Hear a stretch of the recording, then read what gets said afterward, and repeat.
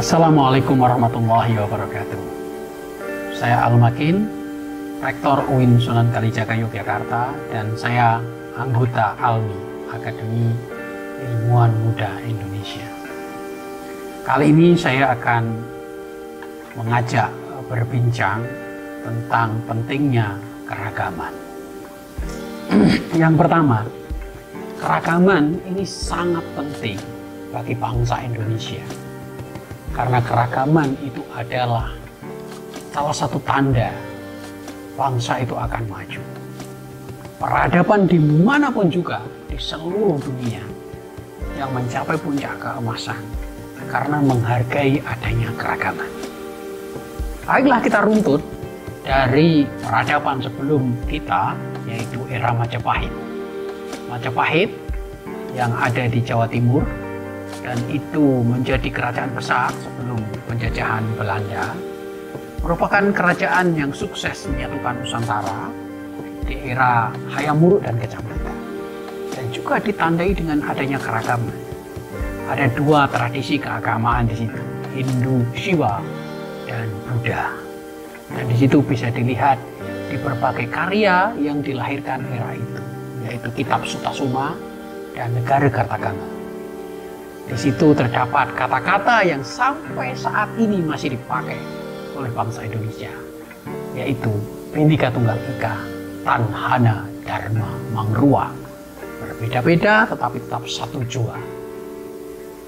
Jadi keragaman atau kepelbagaian atau kebinekaan merupakan kunci sukses sebuah bangsa. Amerika saat ini juga penuh dengan keragaman. Biasa disebut sebagai melting pot, yaitu bangsa dan ras etnis di seluruh dunia datang ke Amerika menjadi imigran dan menjadi citizen atau warga Amerika. Amerika maju karena dia penuh dengan berbagai macam tradisi, mulai dari Timur Tengah, Eropa, Asia, Afrika, semuanya ada di Amerika. Dan inilah modal Amerika untuk menjadi superpower dunia. Bisa kita lihat juga dalam peradaban Islam, misalnya Daulah Abbasiyah yang ada di Baghdad. Di situ juga penuh dengan keragaman. Tradisi Arab tentu saja karena dia Muslim, tradisi Persia, tradisi Romawi, tradisi India, semuanya ada di Daulah Abbasiyah. Maka Indonesia saat ini jika ingin maju, tidak ada jalan lain kecuali menerima keragaman Indonesia itu sendiri.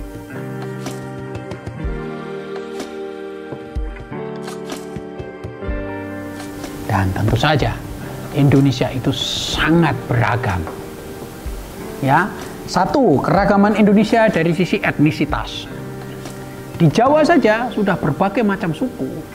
Tentu saja suku Jawa yang dominan, kedua suku Sunda, ketiga suku Madura. Jawa pun bermacam-macam, ada Jawa Timur yang berbeda dengan Jawa Tengah, Solo, Jogja, ada Pemalang, ada Banyumas yang bahasanya lain. Sunda juga sama, bermacam-macam, Madura. Kemudian di Jawa sendiri sekarang merupakan melting pot kalau kita berbicara Amerika, ya. Amerika adalah melting pot, maka Jawa juga melting pot. Di Jawa ada berbagai macam suku, Dayak ada, Batak ada, Papua ada, Bugis ada, apalagi di Jakarta. Di Jakarta berbagai macam suku bersatu, berbagai macam suku hidup berdampingan, dan itu sudah mulai sejak era kolonial Belanda yang waktu itu disebut Batavia. Maka Jakarta juga melting pot. Inilah maka kita dengan bangga bisa disebut sebagai negara plural, negara yang kompleks, negara yang beragam. Itulah Indonesia, Bhinneka Tunggal Ika. Kata-kata yang diambil dari Kitab Sutasoma yang ditulis pada era Majapahit. Sangat sederhana kalau kita ingin membuktikan bahwa Indonesia ini sangat beragam. Dari mana? Dari makanan. Coba kita dari Aceh sampai Papua, ada berapa jenis makanan yang berbeda-beda dan rasanya juga berbeda-beda. Dan saya yakin kita akan menikmati semuanya. Di Aceh ada nasi goreng kambing, ada peliu. Di Medan ada lemang, ya. Kemudian lemang ini hampir semuanya ada. Lemang dimakan dengan durian juga enak. Di Palembang ada empek-empek. Di Padang ada nasi Padang dan tersebar di seluruh Indonesia. Di Jawa berbagai macam, ya. Di Jogja ada nasi gudeg, ada pecel Madiun, ada rawon Jawa Timur, ada nasi timbel Sunda. Begitu juga di Sulawesi, ya. Di Sulawesi ikan bakar, ya. Kemudian ada nasi jaha di Manado. Kemudian ada bubur Manado, ada es pisang hijau Manado. Begitu juga di Indonesia Timur, misalnya di Maluku, di Papua, ada sagu, ya, dan lain-lain. Nah, jika kita menikmati makanan dan hasil dari dapur seluruh Indonesia dengan berbagai macam bahan, dengan berbagai macam rasa, dengan berbagai macam selera, berarti kita juga harus menerima orangnya yang memasak. Apapun orangnya itu, apapun etnisnya, apapun cara berpakaiannya, apapun imannya, apapun cara beribadahnya, apapun selera makannya. Maka Indonesia adalah contoh yang sangat tepat bahwa keragaman merupakan anugerah Tuhan yang Maha Esa. Dan tentu saja dalam hal agama, Indonesia ada 6 agama yang saat ini kita kenal. Islam, Kristen, Katolik, Hindu, Buddha, Konghucu. Ditambah berbagai macam aliran kepercayaan. Jadi Indonesia adalah contoh yang sangat nyata sebagai negara yang beragam. Lalu caranya bagaimana kalau sudah beragam? Kalau sudah beragam, kita harus sadari itu, kita harus terima itu sebagai anugerah Allah Subhanahu wa taala. Ditegaskan di dalam Al-Qur'an, di dalam Weda, di dalam Perjanjian Lama, di dalam kitab-kitab suci, semuanya menekankan saling menghormati, saling menghargai, saling bertoleransi, saling memberi tempat kepada orang yang berbeda. Inilah Indonesia.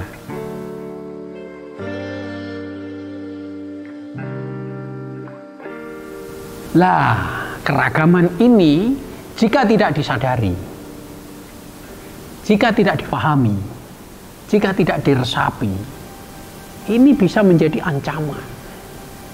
Jadi jika ada paham yang beranggapan bahwa manusia itu harus sama, harus satu selera, manusia itu harus sama cara beribadahnya, manusia itu harus beriman pada tradisi yang sama, manusia di dunia harus konversi pada iman yang sama. Ini sangat berbahaya, sangat berbahaya. Maka kewajiban kita adalah menerangkan kepada masyarakat kita bahwa Tuhan menciptakan manusia dalam kondisi yang berbeda-beda. Dan seperti yang diceritakan dalam berbagai macam manuskrip, dalam berbagai macam tradisi, mulai dari Yunani, Mesir, Romawi, Majapahit, Eropa, Amerika, semuanya menegaskan keragaman, dan menghargai keragaman adalah kunci dari kemajuan.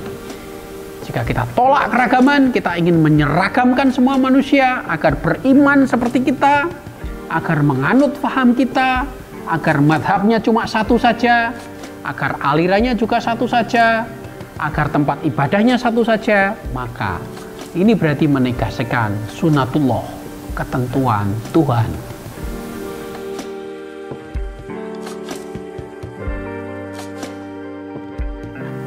Nah, akhir-akhir ini di Indonesia ada beberapa paham yang mengajarkan kita agar kita seragam. Nah, ini yang harus kita pikir ulang dan harus dipertimbangkan masa-masa. Jika kita seragam, dunia tidak akan indah. Jika kita seragam, dunia tidak akan beraneka rupa. Misalnya, salah satu contoh, jika orang Jogja memaksa seluruh orang Indonesia harus makan gudeg, Anda bisa bayangkan kan? Betapa tidak menariknya. Mungkin sehari 2 hari nggak apa-apa, tapi kalau setahun makan gudeg seluruh Indonesia, apa nggak bosan itu ya? Atau kemudian ada yang menegaskan lagi, seluruh Indonesia bajunya harus putih semua setiap hari selama 1 tahun. Wah, apa nggak capek itu? Nah, tentu saja itu tidak mungkin, dan itu tidak boleh seperti itu, memaksakan kehendak ya. Jadi makanan juga kita menyukai keragaman, berpakaian juga sama. Buktinya adat Solo dengan adat Jogja saja berbeda. Belangkon atau yang dijadikan topi di atas itu berbeda ya. Walaupun Solo dan Jogja ini sangat dekat. Apalagi jika lain pulau. Pakaian Banten berbeda dengan pakaian Bugis. Pakaian Palembang berbeda dengan pakaian Aceh. Dan ini yang menjadikan kita kaya raya akan tradisi. Nah, saya ambil contoh yang sangat sederhana. Ketika kita bermain musik, ada banyak alat musik. Ada gitar, ada drum, ada bass, ada trompet, ada piano. Masing-masing musik ini mempunyai fungsi yang berbeda. Jika musik ini dimainkan sesuai dengan nadanya yang berbeda, maka terbentuklah musik yang indah. Itulah yang disebut dengan keragaman yang selaras dan harmonis. Maka kita sebagai anggota masyarakat Indonesia yang beragam, kita harus menghargai keragaman itu. Harus berfungsi sesuai dengan fungsinya. Yang makanan Padang silahkan, Anda menyukai juga silahkan. Tidak menyukai Anda bisa makan rawon. Tidak menyukai lagi Anda bisa makan bubur Manado. Tidak menyukai lagi Anda bisa makan empek-empek. Tidak menyukai lagi Anda lemang. Nah, inilah alternatif yang ada di Indonesia. Dan semuanya hidup secara berdampingan, secara bersamaan, saling menghargai, saling bertoleransi. Nah, akhir-akhir ini kita lihat ada usaha-usaha yang mencoba menghilangkan keragaman ini. Tidak menerima perbedaan. Siapa yang berbeda dianggap salah. Siapa yang berbeda dianggap masuk neraka. Siapa yang berbeda dianggap dosa. Siapa yang berbeda dianggap bukan kelompoknya. Nah, inilah paham yang mengarah menjadi fanatik, menjadi radikal, menjadi fundamentalis yang tidak sesuai dengan alam Indonesia, tidak sesuai dengan ketentuan Tuhan yang menciptakan alam ini. Maka paham ini bisa mengarah pada paham kekerasan.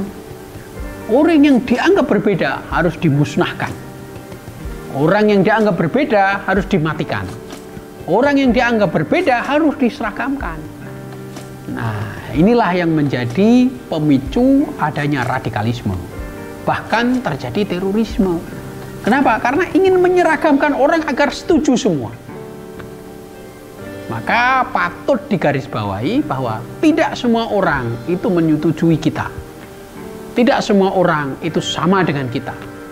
Tidak semua orang itu mempunyai pandangan yang sama dengan kita.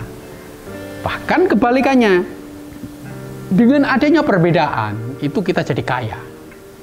Dengan adanya perbedaan kita menjadi bijak. Maka menjadi salah kita bahwa sebetulnya perbedaan itu adalah rahmat. Perbedaan adalah hikmah. Dari perbedaanlah peradaban itu maju. Demikian dari saya. Assalamualaikum warahmatullahi wabarakatuh.